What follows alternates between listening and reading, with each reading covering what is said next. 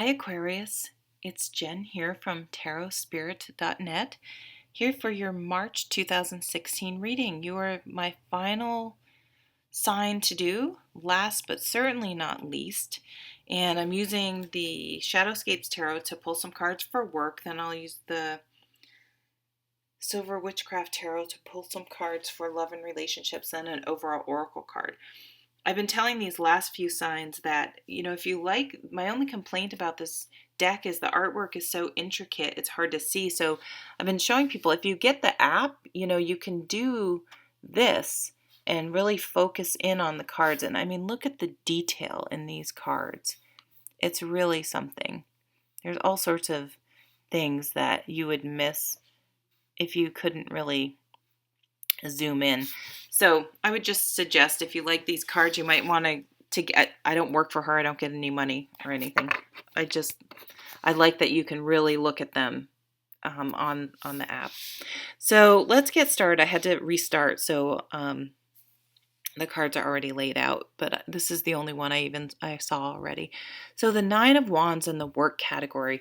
This is where a great analogy is, let's say you started your own business, and this is sort of, you get to a level of success, but which is great, but you have maybe you have several employees and just a lot of work, but it gets to the point where then you're dealing with HR issues and employees calling in sick and you really have to be more of a manager, when maybe you started your business because you love gardening, but now you're dealing with, so-and-so calls out sick all the time, and this person's pissed because that person calls out sick all the time. And, it's almost like what was so exciting at the beginning is sort of becoming a burden.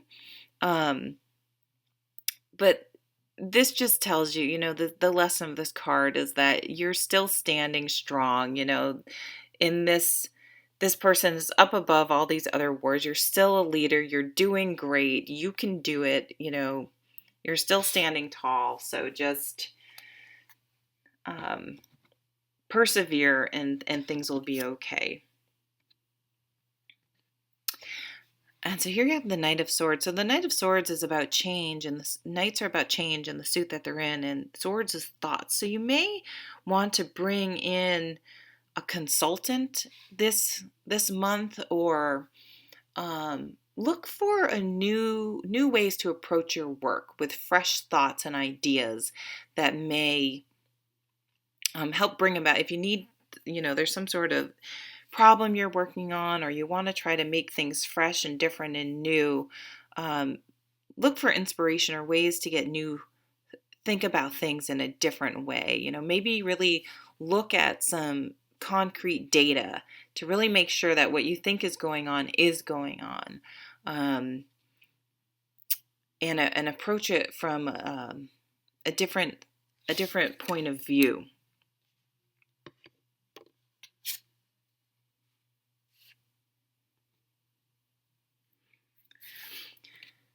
So these changes in the workplace, or the changes you're trying to bring about in the workplace, or this Nine of Wands energy where things are becoming sort of a burden, is sort of eroding your spirit a little bit at work this month. So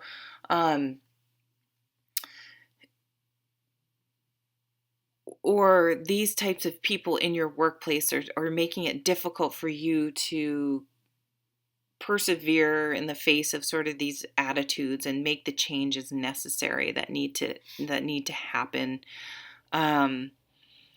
If you're feeling shut out, the lesson of this card is that you're actually not. You're just sort of not seeing.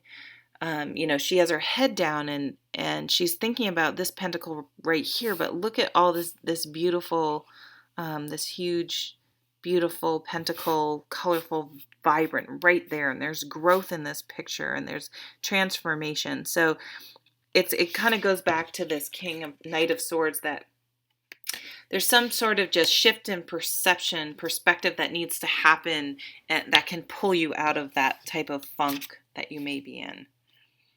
Oh, and then the Three of Wands. So if you can, I think it's a real change in perception is needed this month in your work, and then you're going to see things much more clearly. He's this person's very high up. This woman, I think it's I don't know what it is, but I love it. There's a cat there. Very high up, getting a very high perspective, well above the emotions of this water down here. Really looking at the big picture. So taking a step back this month, really reassessing from a high point of view, looking at the data and trying to recalibrate, make some plans, making some adjustments. But the biggest adjustments that are going to help in your career this month are in the way you are approaching something. The way you're viewing things, you're thinking about things. So the most important shift is going to be an internal one. Okay, moving right along to relationships.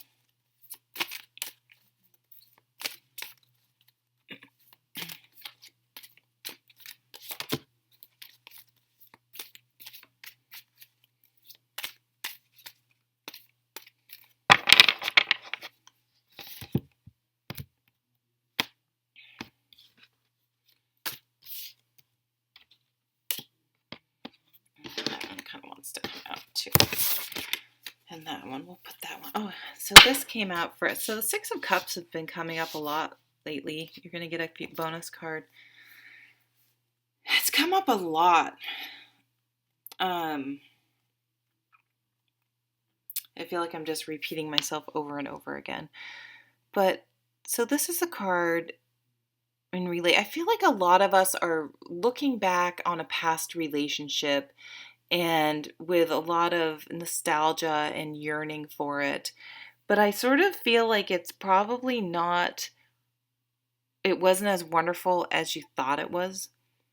And the caution of this card, the wonderful thing about this card is ways to sort of get yourself out of a funk, is to stop and smell the roses, approach life with the wonderment of a child and enjoy the simple things in life. But the caution about this card is that we often don't remember things the way they actually were. We remember them better or worse. And if you could literally go back in time and relive that experience, you would probably be like, oh, I forgot about that. And I forgot, well, I really didn't have such a good time. Or that wasn't as bad as I remember. Why did I, what triggered me to remember that in a negative light when it actually was mostly pretty fun? And we can do the same thing with relationships, but I guess I just like to say that relationships have usually ended for a reason, and to be careful that you're not viewing it with rose-colored glasses just because you sort of miss the idea of being in a relationship, which I can totally understand. But maybe the actual reality of the relationship wasn't as great as you were remembering if you really think about it, or if you were to really go back in time. So I don't know if those thoughts of nostalgia, remembering things as better and worse, is potentially holding us back this month from moving forward. And the Strength card tells you that sometimes you have to, it's not about white knuckling it. That's not what the Strength card is about, for me at least. It's about actually making yourself vulnerable and doing things even though it scares you, and taking risks even though you're unsure of how it's going to work out. I mean, that's what I think successful people do. You don't know until you actually live most experiences how it's going to work out, right? So you kind of have to just go for it. I wouldn't be surprised if the Fool card comes up.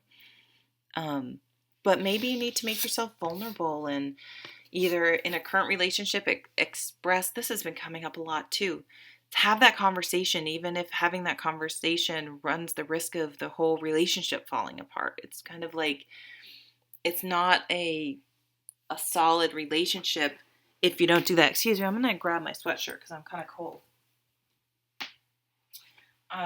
So sometimes you have to be willing to risk a relationship in order to make it better. I love it. I'm obsessed with the singer Trevor Hall. I talk about him in some of my videos. So I have my Trevor Hall t-shirt on. I just put my Trevor Hall sweatshirt on over my Trevor Hall t-shirt. I love it. It says, love all, serve all, create no sorrow. That's a lyric from one of his songs, Unity. Okay, random. All my little random asides in my videos. Next. Yes, Seven of Swords. I feel like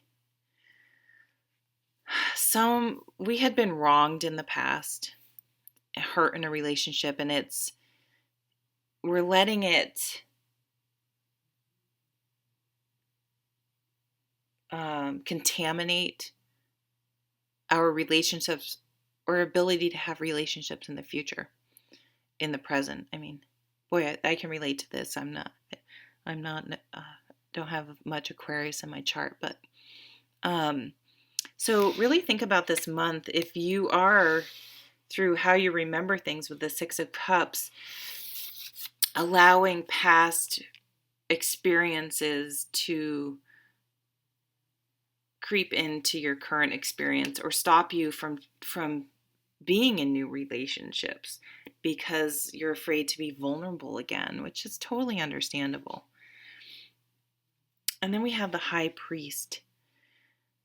So this is an interesting card, and it's funny, I was just talking about Trevor Hall because I often point people to, if I remember, I'll try to put the link in. There's a song called Wishman where Trevor describes how he wrote this song called Wishman, and it talks about how, this card is about tradition and, a traditional spiritual leader, but I actually see it as a much broader card in that we can find spiritual guidance from sources we wouldn't normally think to go to for spiritual guidance.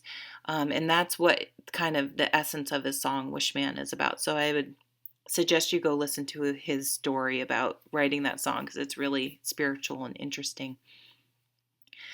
For example, when we do have the Six of Cups, which points to children, my son blows my mind on a daily basis with the things he comes out with. I don't know what it is.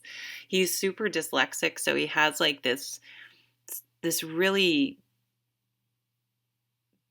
cool mind that just sees things in a different way. I can't even explain it, but he just comes out with these mind-blowing things that just, I'm like, wow, it's fabulous. It's great. So children can be an amazing source of enlightenment and just sort of making you stop and go, wow, I didn't even really think about it that way.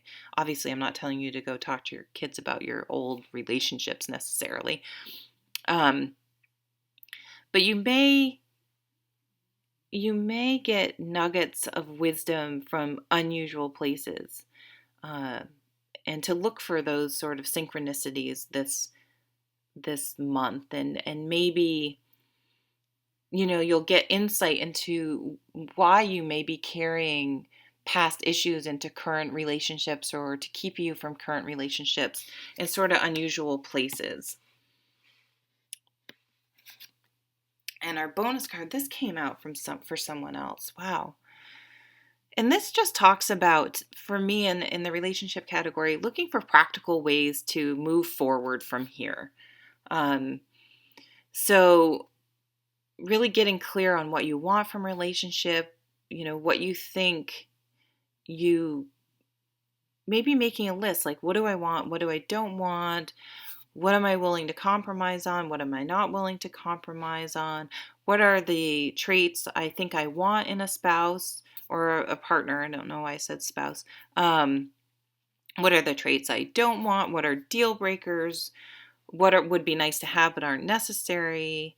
And then be willing to throw all those out the window when you meet someone that doesn't fit any, because that's probably the best person. But, just sort of going through these practical steps and exploration can help get some things straight in your mind. And this has been coming up a lot too, is if you do feel like I may have already said this, or this may have been the last video, they're all jumbling together now. I've done so many.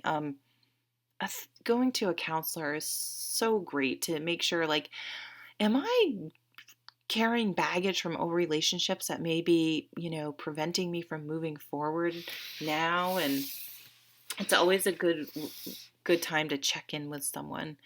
But I feel like you may get to a point this month where you realize you just have to make yourself vulnerable in a relationship in order to move forward or bring the relationship you want into your life. It's kind of scary, but it's kind of exciting too. So let's pick a final oracle card. This one kind of jumped up. Summer solstice, radiance. So I don't usually do timing at all in videos. I'm more of like a philosophical tarot reader. Like, think about this, ponder this, then something's going to happen at the summer solstice. But I feel like this work you're kind of laying the groundwork for, this soul searching you're doing is going to really see you opening up by the time the summer solstice, by the time June comes around.